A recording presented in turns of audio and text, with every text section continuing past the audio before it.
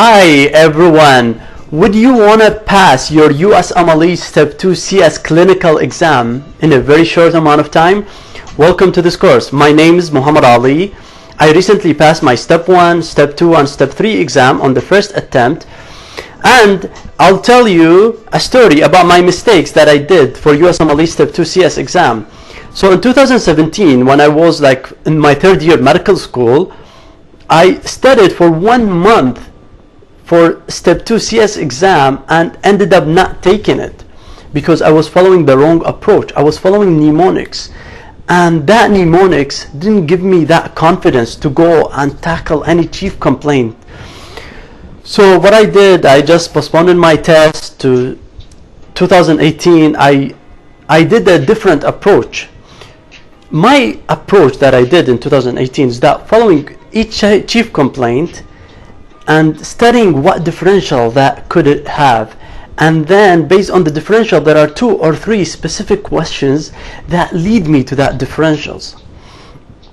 So this approach, I found it very useful, and I had a lot of my friends who didn't follow that approach and they struggled. Some of them didn't pass. It's actually not that hard of an exam. So this course is just to make other people's life easier, and I want you to learn from my mistakes, okay? And when you have this mindset of chief complaints, even when you write your patient notes, it's gonna have a better score, because that what most people fail at is that the patient writing notes.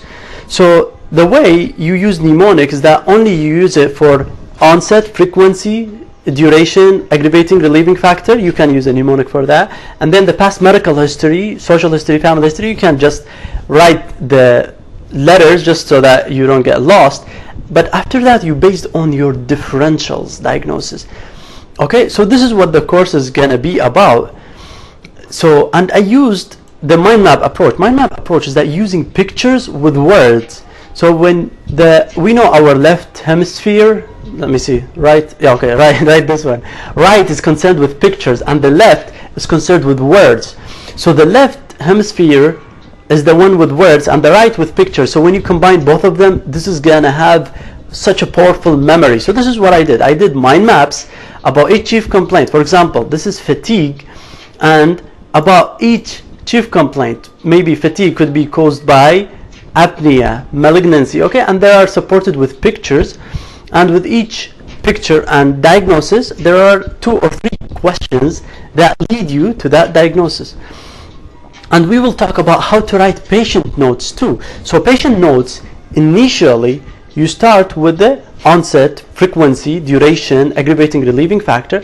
After that, it should be based on your differential diagnosis.